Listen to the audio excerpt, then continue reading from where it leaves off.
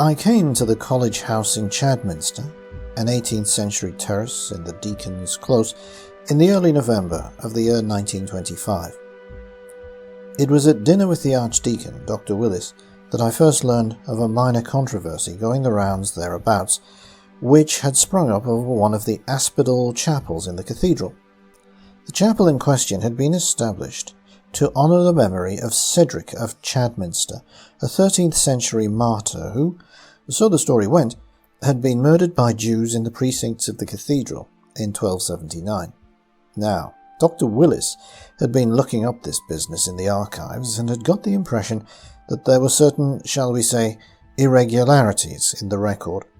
And coming to the point, he asked me to make a proper scholar's job of researching the whole matter before he went before the diocese. His intention, you see, was to do away with the shrine to Cedric and replace it with a chapel honouring the county's war dead. Of course, I was glad to accept the commission, having no other business in particular, and so I set to work the next day in the cathedral archives. To cut a long story short, Dr. Willis had been quite right to smell a rat. The more I looked into the case of Cedric of Chadminster, the queerer the whole affair became. Apparently the boy, Cedric had been about 12 or 13, had gone missing one evening near the Jewish quarter of the town, which was, in those days, across the river from the Watergate, in the Close. Suspicion was thrown upon the Jews by one William Aston, a local man who, coincidentally or otherwise, was into the Jewish moneylenders for a fairly heavy sum. Things being what they were, though, Aston's word counted for more than that of any Jew, and so when he said he'd seen young Cedric being carried away by the rabbi and 3 other Jews, he was universally believed. The next day, this was at Easter time by the way, Good Friday, Cedric's body turned up, floating in the pool of the Watergate down in the Close, his throat slit from ear to ear. What followed was by all accounts the most frightful pogrom. All the Jews of Chadminster were rounded up and burned alive in their synagogue, under the enthusiastic urging of none other than William Aston. You see, his name comes up again. Most of the land and money owned by the Jews went to the crown, and some was granted by the crown to the bishopric. And I rather think that Aston himself must have done pretty well out of the whole shocking business, because I learned from some documents of the period that he became a very wealthy man in Chadminster, and donated large sums towards the decoration of the new cathedral church. You can still see his name in the stained glass in the transept, and indeed when he came to be buried— but I'm getting ahead of myself. So, the bishop had prospered from the death of the poor Jews of Chadminster, and he lost no time in capitalizing on the death of Cedric as well. He let it be known that the waters of the Chad, where they ran by the Watergate, where Cedric's body had been found, remember, were possessed of healing qualities, and before long quite a little pilgrimage site came to be established at Chadminster, again all to the good of the cathedral coffers. The cult of Cedric of Chadminster enjoyed a fitful vogue up until the Reformation, and at the time of my researches there was still the chapel off the apse of the cathedral, with a rather ugly altar and a triptych of no great artistic merit portraying passages in the life and death of the unfortunate Cedric. Perhaps the only dissenting voice in all this was that of the prior of Chadminster Foundation. There exists a letter in his hand meant for dispatch to Rome, but apparently never sent, which casts severe doubt upon the facts as they were popularly known, and even goes so far as to suggest that William Aston may not have been entirely blameless in the matter of Cedric's murder. Remember, the chapter house was close by the Watergate, and it may have been that something was seen by the brothers which aroused their suspicions. However, these objections were ridiculed by the bishopric, which had its own views on the matter, disinterested or not, as you prefer, and it was their opinion which seemed to carry most weight in the matter. I reported all this to the Archdeacon, and he made his report in turn to the diocese, and the long and the short of it was that the decision came down to do away with Cedric's chapel.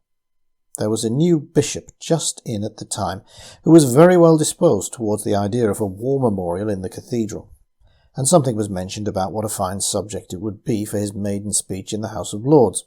So I suppose some things change less than others down the years, if that is not an irreverent observation. The job had been costed out and contracted by the middle of December, and coming into Christmas week, work had just got underway in the chapel. I went along early on the Monday to see what was afoot. The men had just removed the triptych and had taken it to the Archdeacon's house for safekeeping, and they were setting about the dismantling of the altar, which turned out to be hollow in construction. Inside the altar a wooden chest was discovered. This was the cause of much excitement among the workmen, until it was opened, since it proved to contain nothing more in the way of buried treasure than a few bundles of papers dating from around the 13th or 14th century. Well, what the workers dismissed, I might very well find of considerable interest, and I asked the canon, who was presiding over the work, to have the chest safely removed to the Archdeacon's house also. With the altar gone, the workmen turned to the flooring of the chapel. A rather undistinguished pavement of black and white tile had been laid at some period, and it was planned to replace this with a simple slabbed floor with inlaid metal plaques listing those regiments and companies from the county who'd lost men in the late war. The labourers set to work with their crowbars, and I began to lose interest. I wandered off around the ambulatory, which at Chadminster is rather close overhead, low and narrow, listening to the choristers, preparing for the Christmas masses. I was roused from a little reverie by the shouts of the workmen from the chapel, and a thud as of a heavy stone let fall. On hurrying back, I found one of the men looking rather pale and startled, his crowbar lodged beneath a large slab, which had been at the base of the altar. His comrades were chivying him somewhat, and I gathered that he'd been attempting to raise the slab when he fancied something had moved underneath it, causing him to let go his grip of the crowbar. "It were black and crooked, and it moved too fast," he said obstinately. But this only moved his peers to further hilarity, and prompted the canon to remark, "Well, my good man, it must be a curious thing indeed that moved beneath a stone set firm 600 years and more." And indeed, when the slab was once more lifted, nothing more sinister than a hollow place, maybe 3 feet deep, was discovered, much to the discomfiture of the poor, suggestible workmen. However, the hollow space was observed to extend beneath the chapel, in the form of a tunnel, some 2 feet in width and depth, going in towards the apse, and proceeding also outwards beneath the external wall, and it was decided to halt any further excavations for the day, while an architectural opinion was sought. I was down to dine with Dr. Willis that night. After the meal, which was pleasant, and the conversation, more pleasant still, he accompanied me to the front door, where we stood a little while and looked out across the Deacon's Close. The Archdeacon's house is perhaps 100 yards along from the house in which I was staying, with a view across the ruins of the chapter house to the cathedral on the left, and the Watergate and the river on the right. The Close looked particularly beautiful that night, I remember, and despite the cold we stood in the Archdeacon's porch for some few minutes, struck by the elegance and the repose of the moonlit scene. At length I made my good nights and stepped out for home. The Archdeacon came as far as the gate with me. "You've company out tonight, seemingly," he said, gesturing towards the broken walls of the chapter house. "Is that one of the canons? I can't see now. Oh, he's gone, at any rate." And he must have gone, whoever it was, for when I looked, there was no one there. Back in the apsidal chapel next day, the verdict of the architect was that work could continue without danger. The passage, beneath the floor, was too narrow to explore, and would best be dealt with by its bricking up. As to its purpose, I couldn't hazard a guess, he told me. It's not part of the crypt, it doesn't serve any architectural function that I can see, and it's certainly not for drainage or anything of that nature. It's quite dry and cobwebby, and well above the water table. "The cobweb seemed to be disturbed here," I ventured, pointing down the tunnel as it ran under the floor. "Oh, that's probably me," he said. "I did try to see down there, poking my torch about, but there's nothing, as I said." He left not long after that, and the workmen set about the pavement again, placing boards over the hollow space beneath the altar for the time being. The afternoon I spent in examining those papers which had been discovered the day before. As I surmised, they were late 13th century, and proved to have been records belonging to the monastic foundation. For the most part they were trivial enough, consisting of deeds to land and properties thereabouts, and records of tithes paid and the like. However, there was also a portion of a testimony, prepared by the prior of the time concerning the case of William Aston, which I set aside as being worthy of closer attention. The prior, or his scribe, had employed poor writing materials and a worse Latin, it being much contracted and adulterated, and I did not get much further than the first page that afternoon. The document recapitulated many of the charges laid against Aston in the letter I'd studied previously, confirming the opinion of the prior that the Jews might be less to blame in the murder of Cedric than certain other parties not entirely disinterested in the matter. There was a choral service in the cathedral at 3 o'clock, which I had promised to attend. As it happened, the service was not particularly well attended, the majority of the worshippers being comfortably accommodated along the nave. I chose to sit on my own in the southern transept for the sake of the late afternoon light through the windows. The choir was in good voice, and the music was comforting with old associations. I blush to admit it, but I must have succumbed to the weakness of the flesh, for towards the end of the service I was aroused from a deep slumber by the canon who'd been overseeing the building work in the chapel. My neck ached quite painfully, as one's neck will when one has fallen asleep in such a situation. Lethargically I caressed it with a hand and murmured some apology to the canon, who looked at me with what seemed unwonted concern. He inquired as to my health, and I assured him that I'd merely nodded off in the gathering dust. He seemed dissatisfied by this answer, and insisted on accompanying me outside, where the crisp evening air went some way towards reviving me. I apologized once more, and he begged me not to think of it, but still he looked at me curiously as I made my way home across the close. I found the air of lethargy difficult to shake off entirely, however. I was not long out of bed that night, and my sleep was profound, and if I dreamed, I retained no memory of my dreams. I woke rather late the next morning, Christmas Eve, and my neck and shoulders still ached a little. Naturally, there was no building work to be done on that day, but I still went over to the cathedral, as was my custom, where I met the archdeacon at the gate of the ambulatory on the decani side. "I shall have to speak to Canon Upshaw," he said, after we'd exchanged greetings. "The workmen have left the chapel in quite a state. Come and see." And he led me through to the chapel, where the boards, which had been laid the day before over the hollow space beneath the altar, were now cast aside, and the marks of feet were clearly visible in a thick coating of dust. Of course, one must expect a little untidiness in the course of such work, but it is Christmas Eve after all, and this will need to be cleared up before the service tonight. One moment. Is that the canon now? Canon? No, it's not him. Perhaps it is Canon Mortimer. He is getting on in years and is a trifle deaf of late, to say nothing of his arthritis, he amplified, as a humped and somewhat bent figure moved away in the shadows round the bend of the ambulatory. We shall see. Oh, here is Canon Upshaw now. Canon, you must have words with the workmen. The chapel is in a most unsatisfactory condition, as you can see. The canon, who had roused me from sleep the day before, looked around him with an air of confusion. "But, Archdeacon," he began and stopped. "My dear canon, I meant no personal slight. It's not your fault, but the workmen must be told. Speak to them when they return after the holidays. Now, if you can see to it that the chapel is tidied before the midnight service, Professor Redgrave and I will go and speak to Canon Mortimer about the service. Doubtless he will have some suggestions concerning the choice of carols." The Archdeacon made to set off along the ambulatory, but was interrupted by Canon Upshaw, who said, "Excuse me, Archdeacon, but Canon Mortimer is in his place in the choir in the return stalls. I was just speaking to him a few minutes ago." "Indeed?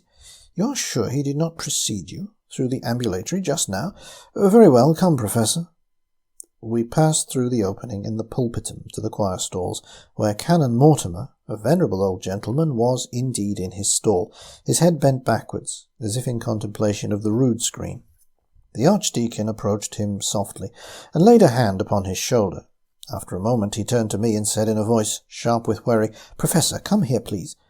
I hurried to his side, and found that the old canon was unconscious, slumped over a little at the touch of Dr. Willis.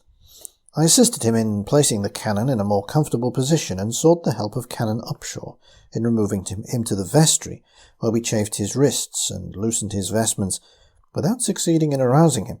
Medical assistance was summoned, and the canon, still unconscious, was removed to his dwelling-place in the close for further examination. The morning was thus rudely interrupted, and by the evening I was still a little on edge as I arrived at the cathedral for the carol service. The news of Canon Mortimer, as conveyed by his fellow, Canon Upshaw, was not wholly encouraging. The old gentleman had apparently recovered consciousness, but was still very weak and indisposed, and was perforce obliged to miss Christmas Eve carols for the first time in anyone's memory. Canon Upshaw seemed particularly upset at the turn of events, and was more than usually solicitous in conveying me to a place close by the aisle, along the well-lighted nave, for the service. I confess, however, that as soon as he'd passed on among the rest of the congregation, I rose up quietly and made my way to the southern transept, and my seat of the day before. Of course there was no sunlight coming through the pure and lovely windows that evening, but the lamps cast a delicate golden glow over the old stone pillars and played prettily on the several articles of statuary in the transept. Within a very short time I was lost in the wonderful old carols and the memories they called up. A late-comer slipped into the pew behind me as I began to drift away, and it was only the noise made by my prayer book as it fell to the floor from my lap that prevented me from falling once more into a doze. My neighbour to the rear started as well, and I saw from the corner of my eye a retreating shadow cast on the pew alongside me as he threw back his head in alarm. I strove to regain an attitude of prayerful attentiveness and faced front, as my old teachers used to say. And at the end of the service, when I looked round to wish him the greetings of the season, he was gone. At the Galilee porch the Archdeacon stood bestowing blessings on the departing congregation. He invited me to his house for a glass of sherry as a nightcap, and to welcome in Christmas Day. I thanked him for the invitation and promised that I would be there in a few minutes after a turn around the close, for once again I felt unreasonably lethargic and wished to clear my head. "You won't be long, though," said Dr. Willis. "See, it's starting to snow." And indeed the air was full of falling flakes, soft and heavy. Already the ground was lightly covered. Just a quick circuit, then. Mindful of a superstition current in my youth, I went clockwise around the cathedral, round by the northern transept, and circling the eastern end, where the Chad flowed close by, thinking to come out on the southern side, close by Dr. Willis's house. The houses in the close looked warm inside and welcoming. Many of them sported undraped windows, through which I could see Christmas lights and decorations, and many a well-banked fire. The snow came on thicker as I drew level with the water gate, and as I went past I could see that someone else was taking the air late. A figure was just visible in the shadows beneath the arch. I called out, "Merry Christmas," but received no answer, the figure ducking away instead into the depth of the shadow, and thinking nothing more of it, I passed on into the Deacon's Close, the ruins of the chapter house to my right, and the Archdeacon's house, some 200 or 300 yards along, on my left. What came to pass after this last image retained by my memory of the peaceful close by lamplight in the falling snow of Christmas Eve, I have no way of knowing directly, though I shall endeavour to fill in what facts I can.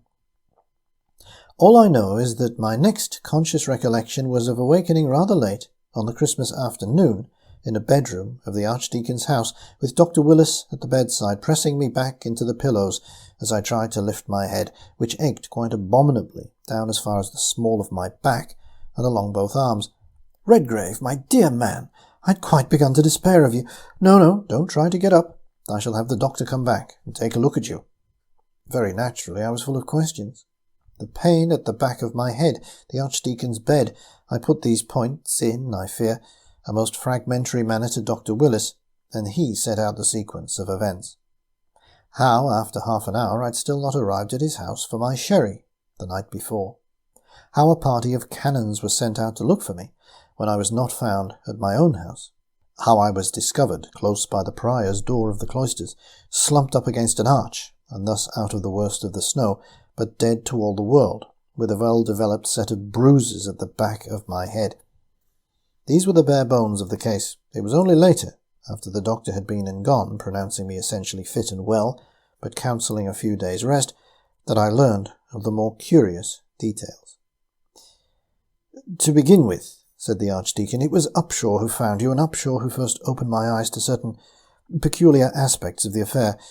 You see, when he came across you, the snow had been falling quite steadily for about an hour, There was a good deep covering on the ground. He noticed that there were footprints leading up to where you lay, but at first he thought nothing of it. However, once he called out for assistance, he saw that instead of the single track that ought to have been there, yours, and the other, his, there was instead a whole series of tracks, close together, as if 3 or 4 men had been in that place. This he found most disturbing, as there was nobody about in the close. "There was, though," I interrupted. "I remember there was someone at the Watergate." "I'll come to that," said the Archdeacon grimly. "But for now, back to Canon Upshaw. Once the rest of the search party had come to carry you back here, he went out tracking the footprints in the snow. He found that they led back along the Deacon's Close to a place just by the ruins of the chapter house. The tracks began there. I mean just that. They began there, and seemed to have come to that place from no other direction, which Upshaw found most odd. There were just 2 more sets of tracks to be seen, yours almost covered up by that time, coming from round by the river into the Deacon's Close, and the other set, which according to Upshaw were the prints of naked feet coming from the direction of the Watergate. At the junction of both these single tracks with the footprints that led from the chapter house to the prior's door, there was a great commotion in the snow, as if caused by some fierce and desperate struggle." "Do you mean to say," I said, much disconcerted, "that I was attacked?" "I mean to say that you were certainly followed from the Watergate and probably attacked by that follower," said the Archdeacon. "But it's these others which puzzle me, and puzzle me still. The only way Upshaw and I could make sense of the footprints was this, that you came round by the eastern end of the cathedral, heading for this house. Your follower came up behind you from the Watergate, and very probably rendered you unconscious on the spot. Then came the other men from the chapter house. They brought you to the prior's gate and left you there, out of the snow, safe from your attacker. You were carried there, for your footprints came to an end where the struggle took place. Your assailant must have been carried away, for so did his. But then there are another set of questions, of course. Where did the helpers come from, besides the chapter house? Who were they? And what became of your follower at their hands? And who was he?" But again Canon Upshaw had an opinion as to the last of these points. He told me that a number of the canons had seen at various times, over the last few days, some mysterious person loitering around the precincts of the cathedral. They had, on numerous occasions, attempted to intercept this person and question him, that they could never quite pin him down, that he would vanish round some corner whenever they sought to approach him. The canon went further and put a name to this strange trespasser. I had first thought his conjecture utterly fantastic, but he urged me to consider the facts as he saw them, and only then to judge. I have done so while you slept, and I confess that I am at a loss as to what to think. I pressed him for an explanation.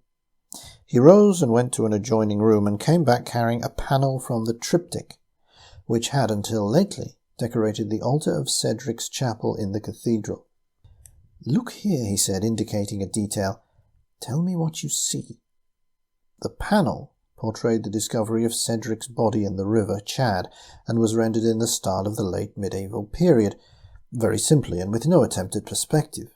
The body was being borne back towards the cathedral by a crowd of people, past the then intact chapter house, and monks were hurrying out of the cloisters, where I'd been found the previous night. The Archdeacon's finger pointed past these, however, to the Watergate, where in the arch, beneath that edifice, another figure could be discerned, clad all in black, and seeming to cower away from the light. "This is popularly supposed to be William Aston," said Dr. Willis, "who discovered Cedric's body. Observe the attitude in which he is depicted. Does it appear at all familiar?" I did not speak, not knowing what to say, for indeed the figure was familiar to me. And the Archdeacon resumed, "There is more. I recalled that you'd spoken to me of those papers found beneath the altar in the chapel, in particular of the testimony of the prior concerning this William Aston. I passed the time till your awakening in the examination of this document, and I recommend that you now do likewise." He passed me a scribbled sheaf of papers, on which he'd made a translation of the Latin text. I read it through past the point at which I'd broken off before, and discovered that the prior had set out a most clear and unambiguous accusation of murder against William Aston in the following terms: that he had enticed the boy Cedric away on some pretext, cut his throat and left him in the Watergate, and then proceeded to spread the blood libel against the Jews of Chadminster, that he might thus be freed of his obligations to the Jewish moneylenders to whom he owed all his worldly possessions. The prior did not state that he himself had witnessed this act. The phrase he used was that blood cries out for vengeance, Christian and heathen alike, and though the wronged dead may no longer seek redress, still might the zealous in this world endeavour to provide it. At the close of my perusal, I looked up at the Archdeacon. "Do you mean to infer that—" "I mean that, in the eyes of at least one good man, William Aston was a particularly despicable murderer, who was responsible directly for the death of Cedric and indirectly for the burning of the poor innocent Jews, but the prior was not listened to, as you know, and so Aston went free and prospered. As to what became of him, there was another document in the chest," and he passed me a manuscript which was dated 1417, and proved to be a record of burials in and around the precincts of the cathedral.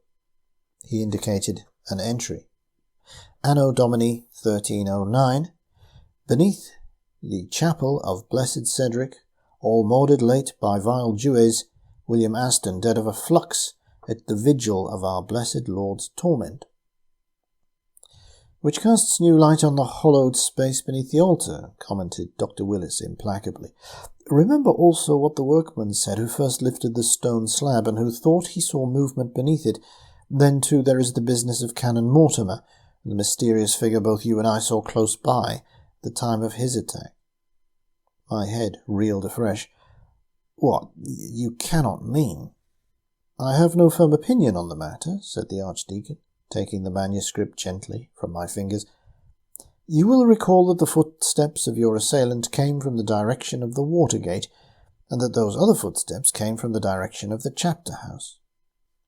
And you may conclude from that what you wish, bearing in mind that the zealous may seek to provide redress for the wronged in this world, possibly also in the next. You were borne to safety. Your assailant seems to have been borne to another place, and there we may let the matter rest. I have set the canons to watch over the chapel until workmen can be procured to seal up the entrance to the tunnel with concrete. I myself shall stay with you till you are entirely recovered, and now I suggest that you try to sleep for a little while." And he would be drawn no further on the matter.